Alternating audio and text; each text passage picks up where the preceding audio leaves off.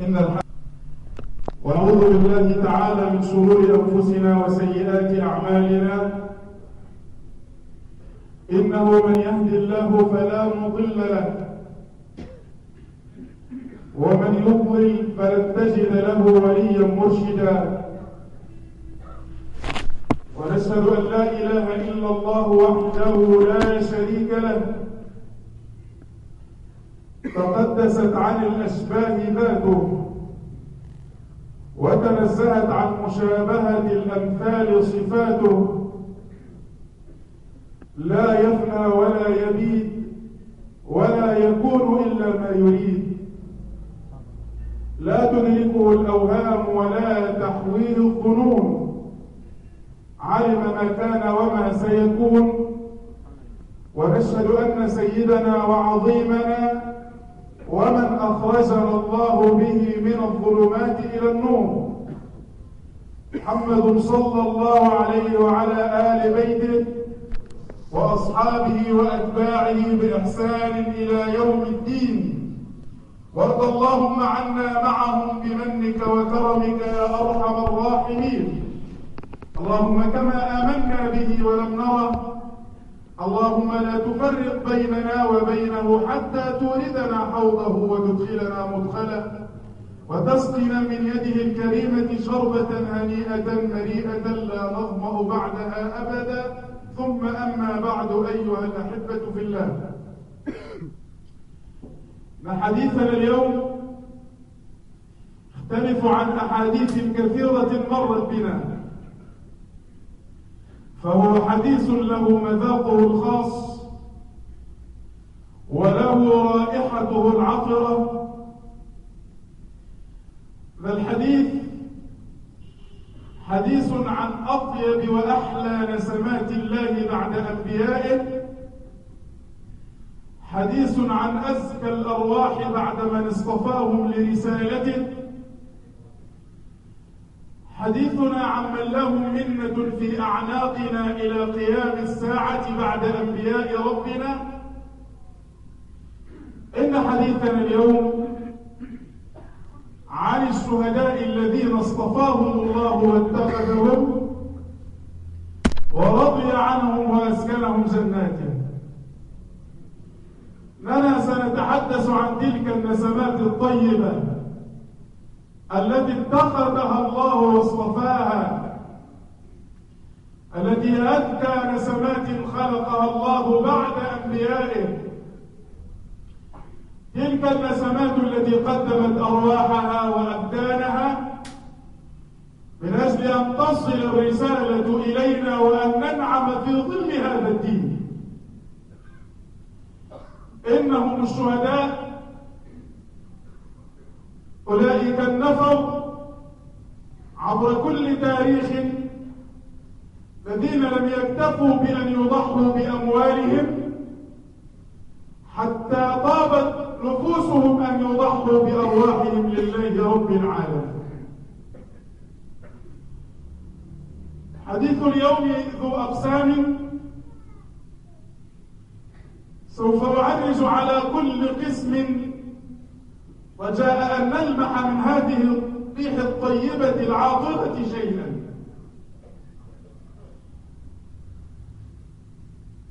وأنا أقول في فضلهم على عجالة، وأحسب أن كثيرا من الحاضرين لا يخفى عليه فضل الشهادة في سبيله،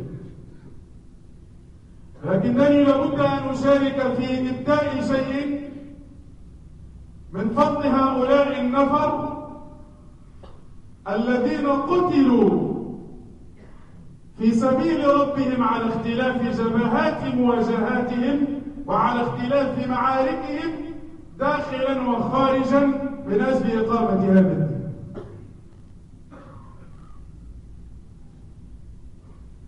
إنه ما عرف العارفون ولا ذاق أحد في الدنيا والآخرة طعما ألذ ولا أحلى بعد رؤية الرحمن من أن يسكب دمه في سبيل الله سبحانه وتعالى. فليس هناك في الدنيا ولا في الآخرة، لا في الدنيا ونعيمها ولا في الجنة ونعيمها، شيئا ألذ في صدور الناس وأحلى بعد رؤية الرحمن من أن يسكبوا دماءهم إرضاء لربهم. وقد يزعم إنسان أنني أجازف في هذا الكلام، فهل الطعن والضرب يعد لذة تقارن بأي لذة فضلا على أن نجعلها أعلى نعيم في الدنيا والآخرة بعد رؤية الله؟ نعم. وإليك تفصيل هذا الكلام. لما مات شهداء أحد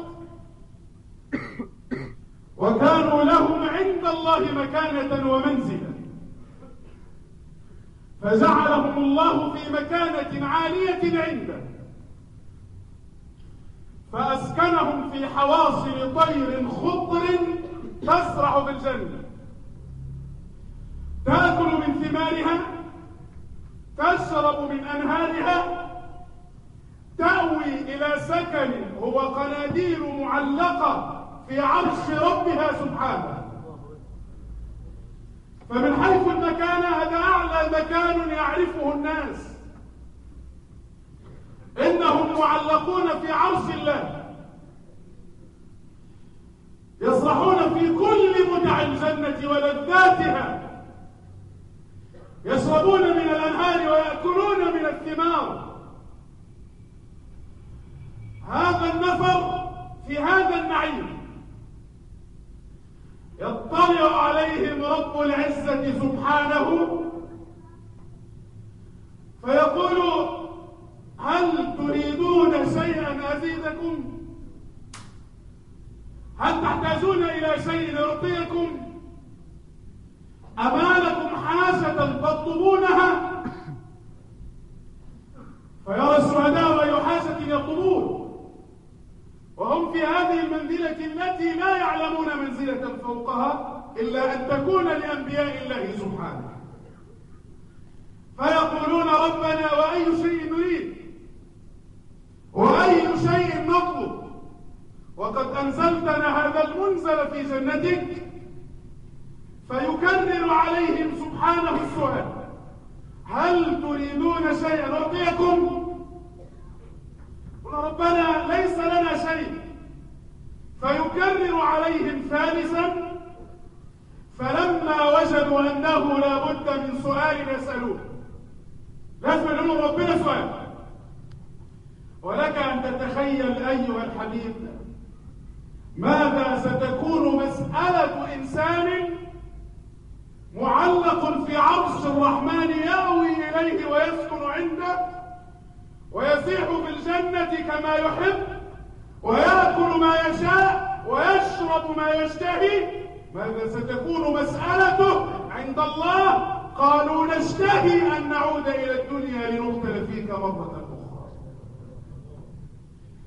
أي لذة وجدوها عندما توجهت الرماح والرصاصات إلى قلوبهم حتى جعلتهم يزهدون في الجنة ويقولون: إن كان لنا مطلب ولنا سؤال فإننا نريد أن نرجع إلى الدنيا لنقتل فيك مرة أخرى. لما وجدوه من لذة الشهادة وطعمها الذي غطى على كل ما وجدوه في الجنة إلا رؤية الله. ولما كلم الله عبد الله بن حرام كفاحا وقال: ألا تريد شيئا أعطيك؟ وكان قد ترك دينا وعيالا، فقال عبد الله: أما إذا كان لي حاجة إليك يا رب فإنني أسألك أن أرجع لأقتل فيك مرة أخرى. بل أنا عايز هذا ما أريد. وعند أنس: ما من أحد يدخل الجنة فيتمنى أن يرجع إلى الدنيا أبدا ولا يتمنى أن تكون له الدنيا وما فيها إلا الشهيد. لماذا يريد الشهيد أن يرجع؟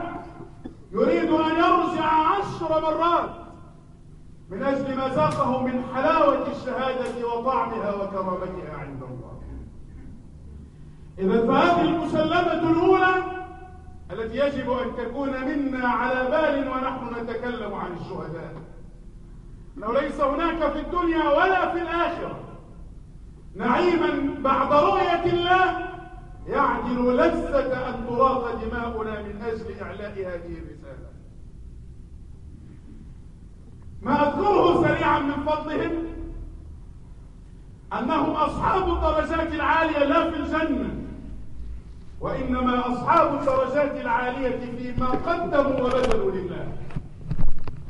إذ أنه كما هو معلوم كما ذكر ابن القيم رحمة الله عليه، إن لكل إنسان في الدنيا 3 درجات يختبره الله بها.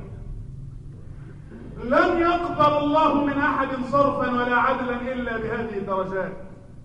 قل ما تشاء، تحدث كما شئت، ارفع صوتك بالصياح، كل هذا لن يكون ذو قيمة إلا بعد أن نرى في أي درجة أنت من هذه الدرج، عندها نعلم المرتبة الحقيقية لك.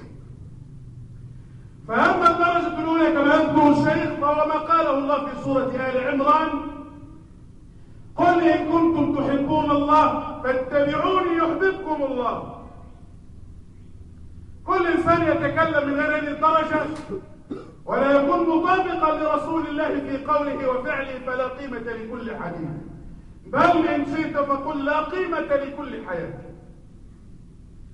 صعدت في هذه الدرجة لتنظر إلى الدرجة الثانية، وهي درجة قول الله: قل إن كان آباؤكم وأبناؤكم وإخوانكم وأزواجكم وعشيرتكم وأموال اقترفتموها وتجارة تخشون كسادها ومساكن ترضون أحب إليكم من الله ورسوله فتربصوا، وجهاد في سبيله فتربصوا. عندما يختبرك الله سبحانه وتعالى في ابنك وأبوك وأخوك وامرأتك وسكنك وتجارتك فتنجح، فقد اكتسبت الدرجة الثانية التي انتصر فيها دينك على كل ما يحيط بك بالمغريات. أبويا يكلمني، مراتي تكلمني، ابني يكلمني، تجارتي تتعارض مع رسالتي، مسكني يتعارض مع رسالتي. هذه الدرجة الثانية التي يتم فيها الاختبار. مكن الله لك في قلبك من الدين ما تجاوزت بهذه الدرجة، فلم تعبأ بكلام أي أحد، ولم يصرفك عن طريق الله أي أحد، أيا كانت مرتبته ومنزلته وقدره، أبا أو ابنا أو زوجة أو أخا أو تجارة. بقيت لديك الدرجة الأخيرة والاختبار النهائي الذي ستكون بعده مؤهلا لإبرام الصفقة وتوقيع عقد مع الله، ألا وهو قول الله: إن الله اشترى من المؤمنين أنفسهم وأموالهم بأن لهم الجنة. لم يبقى لله فيك اختبار إلا نفسك. أنت راجل من أول الدرجات، قدمت المال وقدمت، لكن بقي الاختبار النهائي، وهو أن تتعارض حياتك أنت ويطلب الله منك هذه الحياة من أجل إعلاء الرسالة، فماذا تفعل؟ هذه الدرجة الأخيرة لما نزلت كبر الصحابة وهللوا حتى سمع لهم تكبير، لأن الله سبحانه ذكر هذا العقد وذكر أنه كتبه في الكتب الثلاثة: التوراة والإنجيل والقرآن.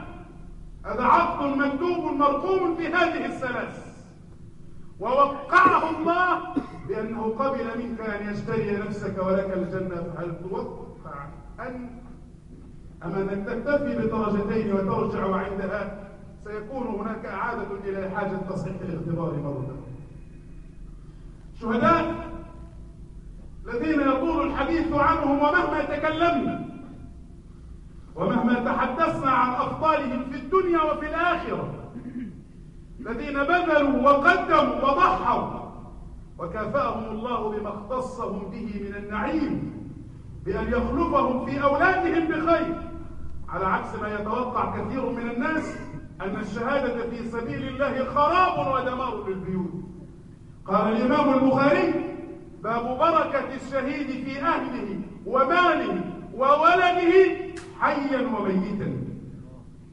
وذكر قصة الزبير الذي ترك من الديون تساوي 2 مليون كان استدانهم وكانوا ودائع عنده.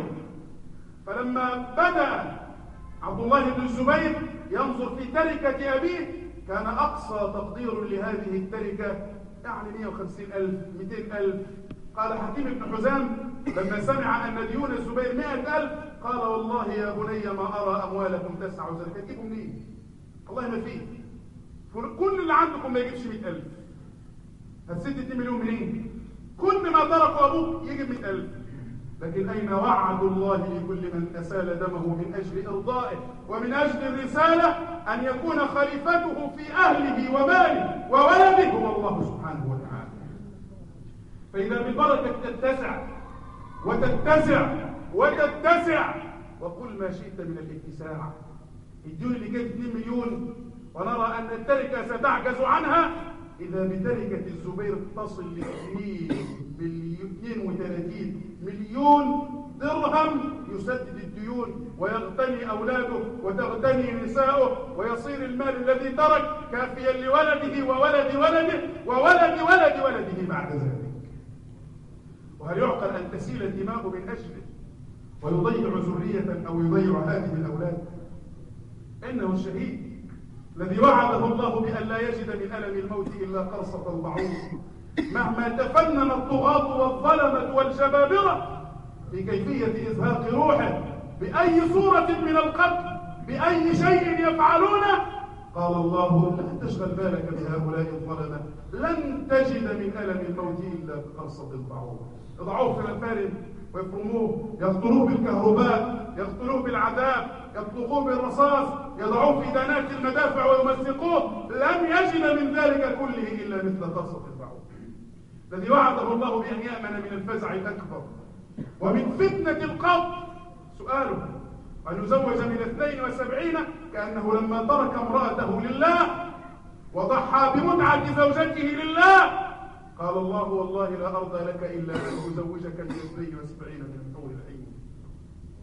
إنه لما ترك أولاده ولم يخشى عليهم الضيعة لأنهم في ملك الله، فإن الله عوضه بأن يشفعه في 70 من أهل بيته.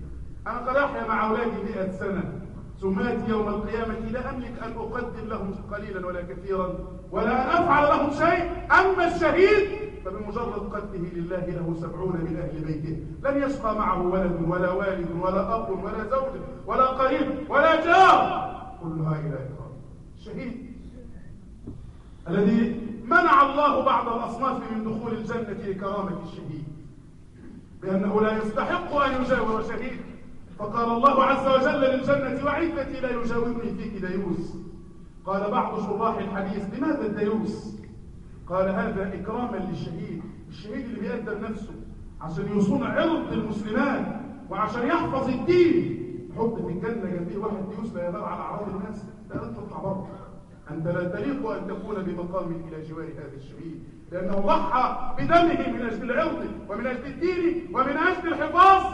ما ينفعش واحد يشيل. احنا لو أخذنا أن نسرد فطال بنا الأمر إلى أيام مروا فما شهور لا نحصي فضله. لكن أين طريقه؟ أين طريقه؟ أين مكانه؟ كيف يحاول المرء أن يقتضي بهذا الطريق الذي ينبغي عليه أن يحاول أن يسلكه؟ قال أهل العلم: طريق الجهاد طريقين. هناك لازمتان في الجهاد، وهو جهاد النفس وجهاد الشيطان. وبعد هذين الجهادين يكون طريق الجهاد واحد من اثنين: الجهاد الخارجي من أجل نشر دين الله سبحانه وتعالى ومن أجل أن تبلغ الرسالة كل مشارق الأرض ومغاربها. الجهاد الداخلي الذي ينبغي أن تقوم الأمة به في دفع الظلم والفساد وتطبيق شريعتها وملتها. وأنا أحسب أن في أذهان الكثيرين أنه لا وجه للمقارنة بين الجهاد الخارجي والجهاد الداخلي. كيف يتساوى الجهاد مع أعداء الله من أجل تبليغ الرسالة وجهاد الفساد والظلم والاستبداد؟ ذلك أنا قد آتي بمفاجأة عندما نقول إن أعظم النوعين جهادا هو جهاد الداخل، هو جهاد دفع الفساد والظلم والاستبداد. هذا طريق وهذا طريق. إذا كانت هناك أفضلية فإنما هي أفضلية جهاد الأمة في داخله. يقول هذا الكلام وكيف يستقيم؟ يستقيم الكلام بحديثين من أحاديث النبي صلى الله عليه وسلم. الحديث الأول ما ذكره الإمام أحمد في مسنده والنسائي أيضا طريق طارق بن شهاب البجلي أن النبي صلى الله عليه وسلم وضع رجله في الغرز فسأله رجل: يا رسول الله، أي الجهاد خير؟ أي الجهاد خير؟ أحسن أنواع الجهاد اللي أعملها أتقرب بها إلى الله. فقال له النبي صلى الله عليه وسلم: كلمة حق عند سلطان جائر. جوه مش بره. إزالة الاستبداد والظلم والفساد في الداخل بإنشاء أمة على قواعد دينها، محاربة من يستبد بعقولها ومالها ومن يزيف أخلاقها وزورها. الحديث الآخر عند الإمام الحاكم أن النبي صلى الله عليه وسلم قال: سيد الشهداء حمزة. ورجل يساوي مع سيدنا حمزة قام إلى إمام جائر ظالم مستبد كذاب بيضيع على الأمة عقولها وحقوقها. قال النبي صلى الله عليه وسلم: سيد الشهداء حمزة. ورجل قام إلى إمام جائر فأمره ونهاه فقتله. أن الظالم غير ظلمه فما كان من هذا الظالم الآخر. بس أنا لا زال في نفسي هذا المعنى شيء كبير. برضه جهاد الداخل أعلى. قال أهل العلم: هناك حكمة هامة لابد أن نفهمها. أنه أولا هي ثلاثة عناصر نسردها سريعا لندرك لماذا الفارق بين الداخل والخارج. أولا إن الذي لن يجاهد في الداخل فلن يجاهد في الخارج.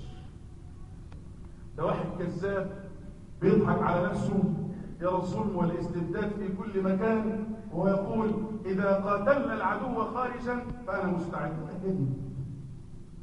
هذا إنسان كذاب. لذلك يأتي حديث النبي وإن كان فيه الضعف ويصححه البعض، فيخرج من البيت فيقول: إذا رأيتم أمتي تهاب أن تقول للظالم أنت ظالم فقد تودع منهم. لا قيمة لبقائهم، استوى وجودهم وعدمهم. والإمام البيهقي لا بكلمة ويشرح الحديث يقول: لأنهم إذا كانوا على الداخل لا يستطيعون فكيف يفعلون مع الخارج؟ يبقى لا جوه هيعملوا ولا بره هيعملوا مشكل دليل لا قيمة لوجودهم أصلا. ده السبب الأول. السبب الثاني لأفضلية هذا النوع وعلو قيمته إن غالب القتال الخارجي تستتبعه شيء من المغانم. يطلع يقاتل يغنم يجيب غنائم سد يجيب خير. الغنائم جعل رزقي تحت ظل رمحي. أغلب القتال الخارجي بيجيب. أما الجهاد الخارجي فأنت تستني حاجة من الاثنين: يا تتقتل يا تتكنس. مش مستني حاجة. فلما كان هذا معه شيء من الغنائم في الخارج وهذا معه الإيذاء والقتل في الداخل كان هذا أعلى منزلة، لأن الذي يفعله لا ينتظر إلا القتل أو السجن أو التشكيل. خلاف التاني ممكن يكون طارئ مصطدم الغنيمة. السبب الثالث المهم جدا لهذه الأفضلية أن الاستبداد الداخلي والضياع الداخلي وسكوت الناس عليه هو تمهيد أصلا للاحتلال الخارجي. يعني احنا لما نحب نسأل نفسنا الله عز وجل عاقب بني إسرائيل عقوبات بشعة شديدة، سلط عليهم اختلاص، قتل من قتل وسبى من سبى وهدم الهيكل وفعل به ما لا يمكن أن تتخيله بحال. كما قال الله: بعثنا عليكم عبادا لنا أولي بأس شديد فجاسوا خلال الديار وكسروا كل ما فعلوا، حرقوا التوراة قتلوا الرجال، سبوا النساء والغلمان، هدموا الهياكل والمعمار، خربوا البلد، حتى لما مر عليها عزير قال أن يحيي هذه الله بعد موتها، خرج امرأة. وعندما تتساءل عن السبب الذي وصلت إليه أمة كهذه، وعندما تتساءل لماذا نزل هذا الخراب، يأتيك أحاديث النبي صلى الله عليه وسلم تبين لك إن الاحتلال الغشم اللي كان مرة ده إنما كان مترتبا على سكوتهم على الجهاد الداخلي. فكانوا يرون المنكر ولا ينكرون، يرون المعروف ولا يأمرون به، يرون الظلم فيسكتون عليه. لا يمنعهم أبدا ظلم صالح أن ياكل ويشرب معه ويعمل معه ويقضي كل حياته معه من غير أن ينكر عليه هذا الظلم. فلما فشى الفساد في الداخل ولم يكن هناك من يقوم بواجب الأمر والنهي والقيام ودفع الظلم والفساد، وانتشر الأمر حتى صار أمرا عاديا تراه العين صبح وبالليل، خلاص خدنا عليه ما يحركش فينا ساكن. آن لأمة هذا وضعها أن يبيدها الله وأن يزيلها من الوجود. فلما تقول لي الخارج، لا، الخارج اللي جاي مترتب على الداخل. عندما تقوم بواجب الداخل يدفع الله عنك الخارج، عندما تسكت عن الداخل فإن الخارج هو الكذب. استغفر الله.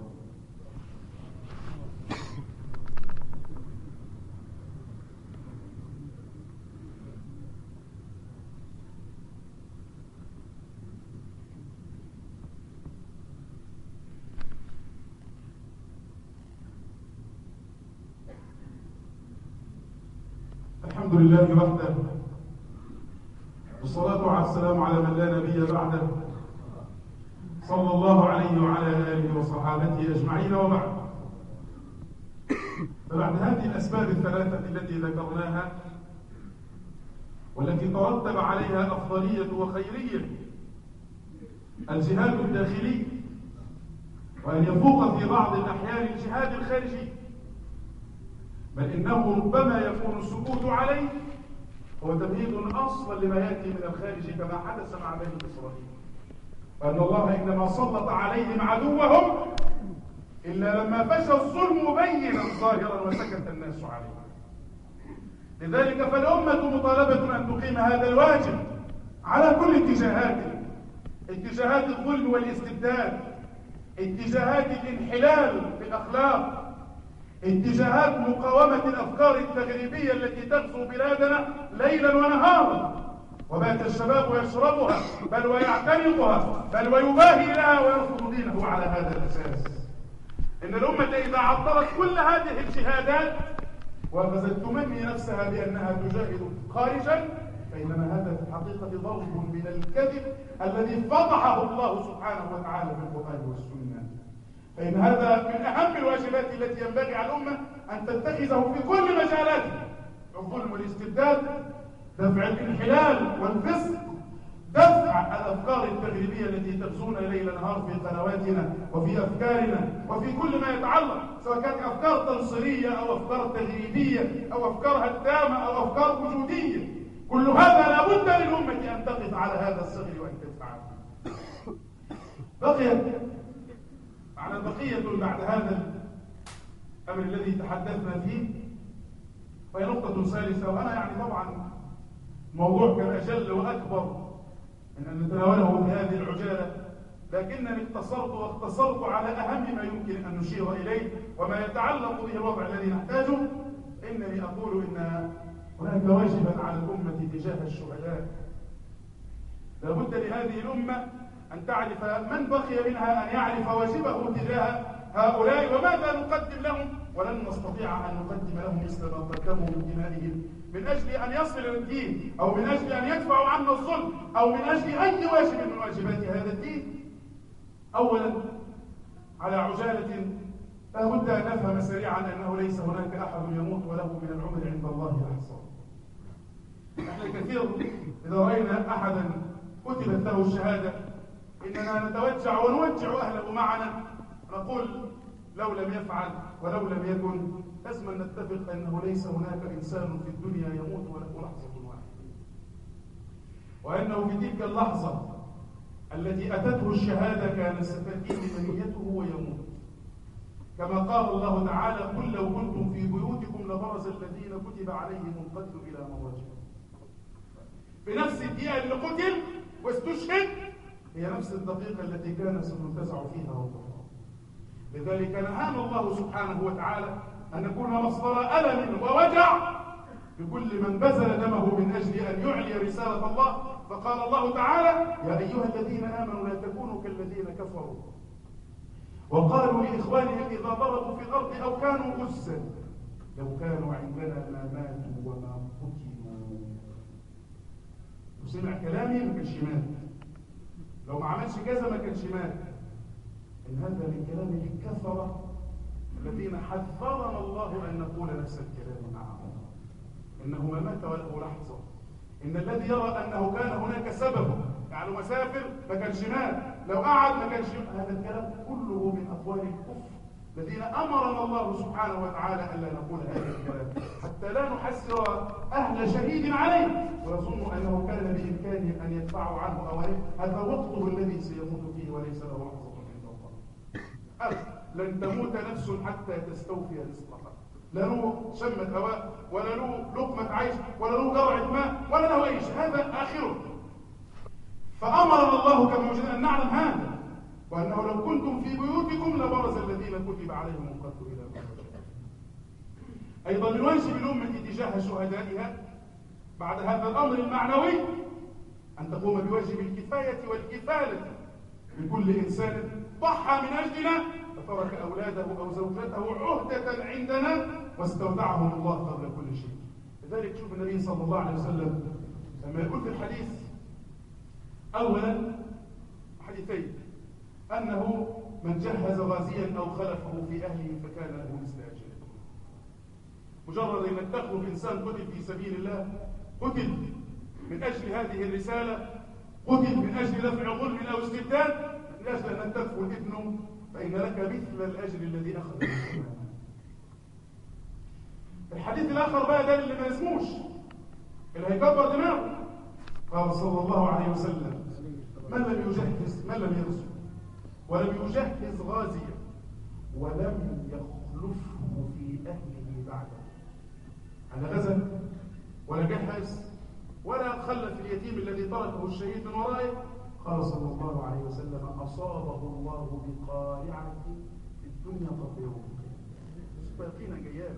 فحش التغافل، فحش واحد يبذل نفسه لأجلي ثم أنا أتغافل وأتناوم وأهتم بأولادي وبيتي وأسرتي ولا أهتم بأي إنسان ولا أهتم ده بالإضافة أصلا للأحاديث الكثيرة جدا التي وردت في فضل اليتيم عموما، لكن في ابن الشهيد خصوصا هذه الأحاديث تنطبق عليه أيضا. نسأل الله عز وجل أن يخلص نياتنا، يغفر لنا ذنوبنا، إسرافنا في أمرنا، يثبت أقدامنا. اللهم اغفر لحينا وميتنا، واغفر لغريبنا وشهيدنا، واغفر لذكرنا وأنثانا. اللهم أمن لهذه الأمة إمرام رشد وخير. اللهم إنا نسألك يا ربنا أن ترزقنا الصدق في سؤال الشهادة يا رب العالمين، وأن تبلغنا منازل الشهداء يا أرحم الراحمين. اللهم أبن لهذه الأمة إمرام رشد وخير، يعز فيه أهل طاعتك ويهدى فيه أهل معصيتك. عباد الله، هذا بلاغ للناس ولله منه وليعلموا أنما هو إله واحد